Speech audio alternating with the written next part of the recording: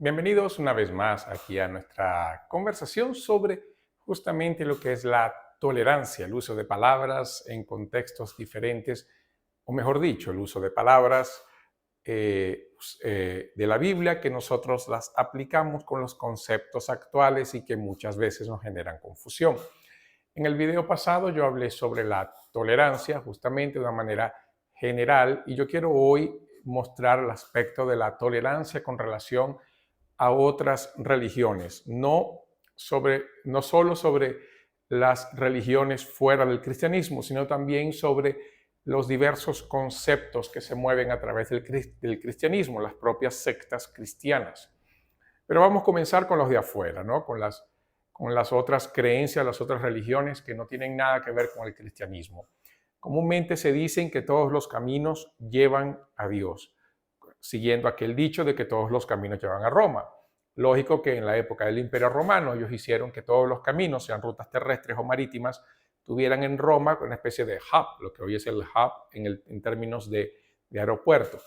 Y claro, las vías principales, como un sistema arterial donde Roma era el corazón, todas las vías terrestres, de una manera u otra, estaban conectadas con el Imperio Romano. Una manera muy fácil de interconectar el imperio para establecer comunicaciones eficientes. Y las rutas marítimas también eran más o menos parecidas, usando el mar Mediterráneo, como ellos lo llamaban el Mare Nostrum o el Mar Nuestro. Ellos hacían que los comercios y todo tuvieran en Roma su punto más neurálgico. Pues bien, eso se traslada a las religiones y pensamos que Dios es Roma y todas las religiones son los puntos del Imperio Romano y decimos, bueno, todas las religiones llevan hasta Dios. Si eso es verdad, nosotros podemos ver el Antiguo y el Nuevo Testamento y entender que hay una discrepancia con relación a lo que está escrito allí. En el Antiguo Testamento nosotros vemos que cuando el pueblo de Israel iba a tomar la tierra prometida, una de las cosas que Dios le dijo al pueblo de Israel que no hiciera era justamente copiar el sistema de culto de las naciones alrededor, las naciones que iban a estar en Israel, que no copiaran sus dioses ni la manera de culto, ni siquiera indagaran al respecto de eso. Como para decir, bueno, ¿qué es lo que ellos hacen para nosotros innovar en nuestro culto al Señor? Y el Señor dice, no, Señor, ustedes no van a hacer eso, ustedes no van a andar como las otras naciones. La ley es suficiente para buscarme. Si todas las naciones, si todos los dioses de las naciones sirvieran para adorar a Dios, ¿por qué Dios le dijo al pueblo de Israel que destruyeran los altares, que acabaran con los postes ídolos e inclusive que la vida de los sacerdotes de las religiones paganas deberían ser aniquiladas? Eso es un buen punto que podemos pensar. Y bueno, alguien puede decir, bueno, ese es el Antiguo Testamento, en el Nuevo Testamento no hay eso. Bueno, Jesús no dijo nada sobre eso. No, básicamente no, porque Jesús estaba en otro ambiente. Jesús estaba en el ambiente de los judíos, le estaba mostrándose como el Mesías para que los judíos tuvieran la transición de la fe. En realidad, que ellos continuaran la fe ahora viendo el cumplimiento de las promesas del Antiguo Testamento en él. El pueblo de Israel no lo hizo y ahí se funda el judaísmo. Y esa es otra historia. Y lo vamos a ver más adelante. Pero bueno, vamos a retomarlo, sí, vamos a retomarlo para no volver al judaísmo, aunque cuando hablemos del cristianismo, el judaísmo vuelve. Pero, ¿cómo lo vemos de esta manera? Cuando Pedro predica en Pentecostés, Pedro les dice, arrepiéntanse porque el Mesías ya vino. Pedro no solamente le dijo, oye, esta es la misma fe, sigan como están, nosotros estamos como estamos porque estamos adorando al mismo Dios. Pedro hace una separación y dice, ustedes están adorando a Dios sin las promesas. Nosotros vemos las promesas de Dios en Cristo. Si quieren seguir buscando al Dios de sus padres, la solución es arrepiéntanse, crean en el Mesías y vengan a nosotros. Entonces Pedro y Juan y el mismo Pablo hace una separación entre los judíos y la iglesia compuesta por judíos y gentiles, al decirles que si ellos continúan en la incredulidad, Dios se va a apartar de ellos. Lo vemos eso en Juan capítulo 1, cuando Juan dice que Jesús vino a los suyos y los suyos no le recibieron, pero a todos los que creen en él, a los que confiesan su nombre, Dios le dio la autoridad de que sean hechos hijos de Dios, los que no nacieron de carne y sangre, ni de voluntad de hombre, sino de Dios. ¿Qué es lo que Juan está diciendo? Juan está diciendo en Juan 1, del 11 al 13, que Jesús vino a los judíos, aquellos por los cuales la ley vino, de donde vienen los patriarcas, como Pablo le escribe a los romanos, pero ellos lo rechazaron. Entonces, ¿quién es ahora hijo de Dios? No es aquel que nació judío, o como Pablo le dice a los romanos, no es por la circuncisión hecha de carne, sino todo aquel que cree en Jesús y confiesa su nombre es un hijo de Dios. Entonces no bastaba seguir la ley, y por eso el autor de Hebreos va a decir que la ley fue abolida. El sistema de sacrificios, el sistema sacerdotal, eso fue abolido porque Cristo lo cumplió. Entonces hay una separación entre la religión judaica y el cristianismo. Y por el Nuevo Testamento entendemos que quien sigue la religión judaica está fuera del Señor, está fuera de la nueva alianza. Y la nueva alianza, como vuelve a decir Hebreos, hace que la antigua alianza quede inválida. O sea, aquel que sigue el judaísmo no alcanza a Dios. Tiene que ir al Padre por medio de Jesús. Por eso es que la idea del mediador es tan importante. Sacamos el judaísmo de historia y vamos entonces con los viajes misioneros de Pablo por todas las regiones del Imperio Romano. Que si todos los caminos llevan a Dios, Pablo, cuando le fue ofrecido el sacrificio, él siendo Hermes y Bernabé siendo Zeus, en Iconio y Listra, le ofrecen el sacrificio, ellos pudieron haber dicho, bueno, háganlo que de todas maneras Dios lo recibe. Y no fue así. Lo que ellos dijeron, rasgaron las vestiduras y les dijeron, no hagan eso. ¿Por qué? Porque esa adoración a dioses vanos que ustedes están haciendo no es al mismo Dios, y les predicó a Cristo. Los judíos fueron y Pablo fue apedreado. Cuando Pablo va a Atenas, ve el número de dioses y Pablo ve la inscripción al Dios desconocido. Y Pablo les dice, ustedes son bien religiosos porque ustedes adoran muchos dioses, pero yo les quiero hablar de aquel Dios que ustedes quieren adorar pero que no conocen. Y les habla de Jesús. Entonces, ¿qué vemos? Vemos justamente que Pablo les dice, o como dice en otro texto, y creo, si recuerdo bien, que son las palabras de Pablo a los atenienses, que Dios no tomó en cuenta el tiempo de la ignorancia, sino que ordena a todo hombre en todo lugar que se arrepienta, porque Dios ha determinado un día en que juzgará al mundo por medio de aquel varón que él determinó anticipadamente, que era Jesús. Y sí, fue a los atenienses en Hechos capítulo 17. Entonces, en todo momento, Pablo les dice, ustedes tienen que dejar de buscar a los dioses de madera, de piedra y de palo y busquen a aquel que creó todas las cosas. Es tanto así que, si recuerdo bien, fue en la ciudad, no sé si fue en Éfeso o en Tesalónica, aquí si no me recuerdo, los convertidos, lo primero que hicieron fue que pegaron todos los libros de las religiones paganas que ellos adoraban, y la magia y la brujería, y los quemaron. Si todos los caminos llevan a Dios, ¿por qué ellos simplemente no dejaron eso?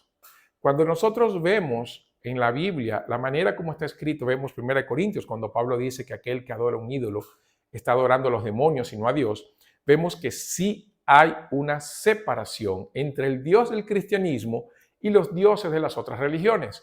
Entonces, bíblicamente, como cristiano, yo no puedo aceptar la idea de que todos los caminos, todas las religiones llevan al mismo Dios. Lo que me lleva, por otro lado, a las sectas cristianas. Y yo puedo decir, bueno, cualquier secta cristiana sirve. Y aquí yo puedo decir que no. Primera de Juan. Juan dice, lo que tocamos, apalpamos y vimos, tocante al verbo de vida. Juan está diciendo allí, porque había una secta en aquella época que decía que Jesucristo no se había encarnado, sino que Cristo simplemente tomaba una apariencia humana para hablar con los discípulos y después se fumaba, como si fuera, no sé, si fuera un fantasma que se materializaba.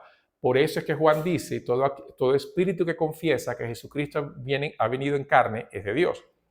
Es en el sentido de la confesión de aquel que predica el evangelio, tiene que confesar que Jesucristo vino en carne, que Él es el verbo encarnado, verdadero Dios, verdadero hombre.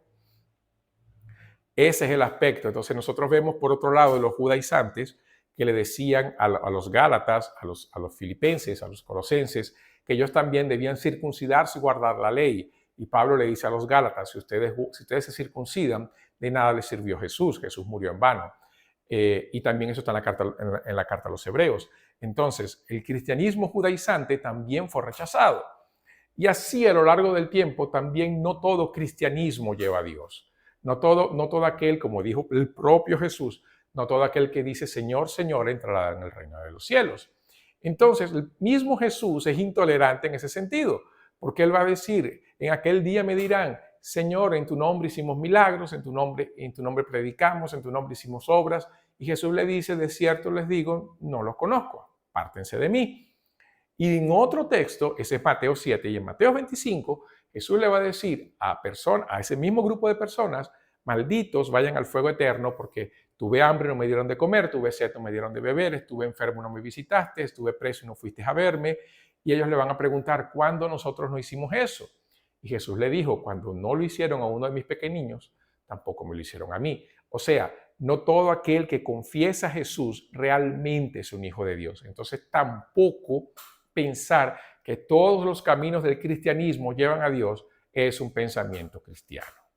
¿Cuál es la tolerancia bíblica en este aspecto? La tolerancia bíblica es que yo puedo convivir con personas de diferente fe.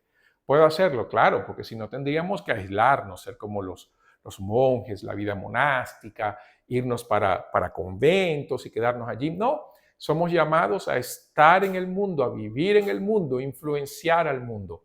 La tolerancia está en que yo voy a convivir con ellos, yo voy a predicar el evangelio para ellos, persuadiéndolos para que conozcan a Jesús. Yo voy a hacer eso, yo lo voy a hacer. No puedo dejar de hacerlo. Alguien puede decir que eso es proselitismo. Si la persona cree que eso es proselitismo, bueno, que sea, pero eso lo tengo que hacer. Persuadir a hombres y mujeres de cualquier religión, de cualquier credo, que Jesús es el Señor. Yo debo hacer eso.